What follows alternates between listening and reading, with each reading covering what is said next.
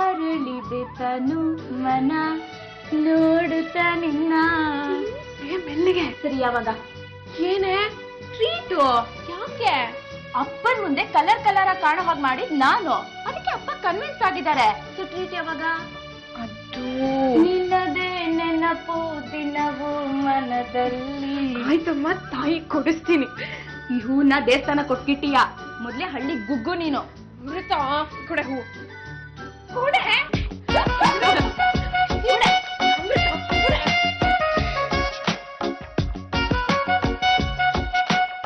ನಿನಗಾಗಿಯೇ ಈ ಜನ್ಮವು. ನಮ್ಮಕ್ಕ ನಿಜವಾಗ್ಲೂ ಲೂಸೆ.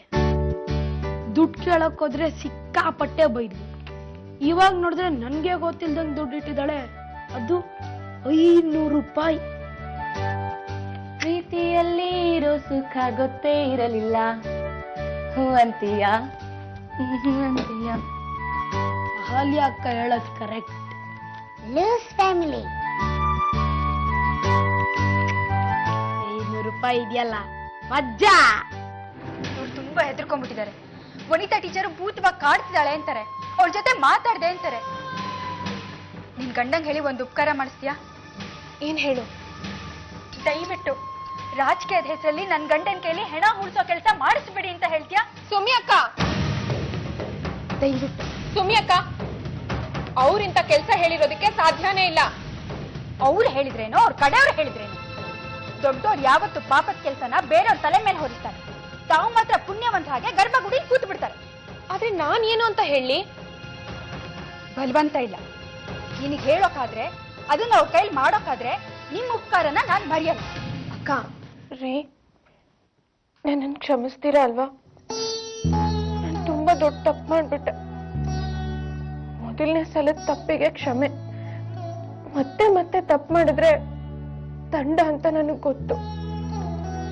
ದಂಡ ತೆತ್ತಿಯಲ್ಲ ಸಾವಿತ್ರಿ, ನಾನು ತುಂಬಾ ಕೆಟ್ಟದಾಗ ನಡ್ಕೊಂಡ್ಬಿಟ್ಟೆ ಅಲ್ಲ. ನೀನ್ ಅಷ್ಟು ಮಾಡಿದ್ಯಾತಕ್ಕೆ? ಈ ಮನೆಯವ್ರನ್ನೆಲ್ಲ ಒಂದು ಮಾಡಕ್ಕಲ್ವಾ?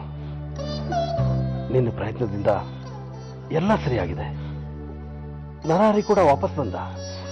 ಅದೇ ಸಮಾಧಾನ ನನ್ಗೆ. ಅತ್ತೆ ಕೊರಗೋದನ್ನ ನೋಡಕ್ ಆಗ್ತಿರ್ಲಿಲ್ಲ. ನರಹರಿ ಅಣ್ಣ ಇಲ್ದೆ ಮನೆ ಸ್ವರ್ಗ ಹೋಗಿತ್ತು. ಇನ್ನೀವು ಒಳಗೊಳಗೆ ಎಷ್ಟು ವ್ಯಥೆ ಪಟ್ರಿ. ಇದೆಲ್ಲದ್ರ ಮುಂದೆ ನೀವ್ ನನಗ್ ಕೊಟ್ಟಂಡ ಏನೇನು ಅಲ್ಲ. ಹೌದಾ? ಯಾಕ್ರಿ ಇಷ್ಟು ನಡಕ್ತಿದ್ದೀರಾ? ಮೈ ಇಷ್ಟೊಂದು ಸುಡ್ತಾ ಇದೆಯಲ್ಲ.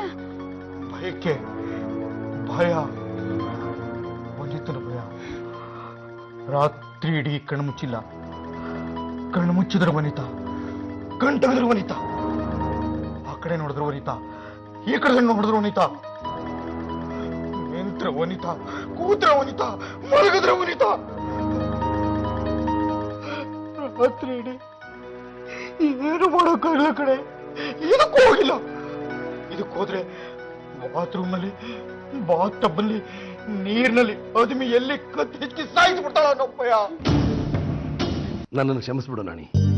ನೀವ್ಯಾಕಣ್ಣ ನನ್ನನ್ನು ಕ್ಷಮಿಸಿರ್ಬೇಕು? ನೀವಾದ್ರೂ ಹೇಳಿ ನಾಣಿ ಅಣ್ಣ, ಇವ್ರು ಏನೋ ದೊಡ್ಡ ಅಪರಾಧ ಮಾಡಿರೋ ತರ ಕೊರಗ್ತಾ ಇದ್ದಾರೆ.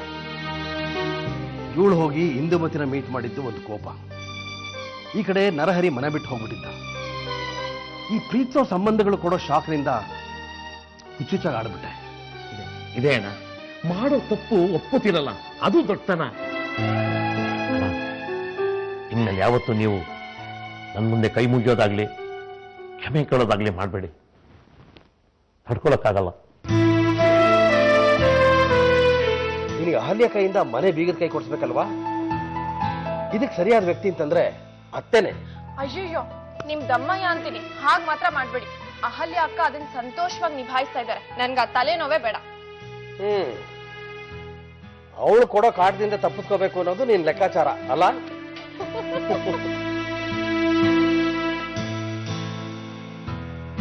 ಸಾವಿತ್ರಿ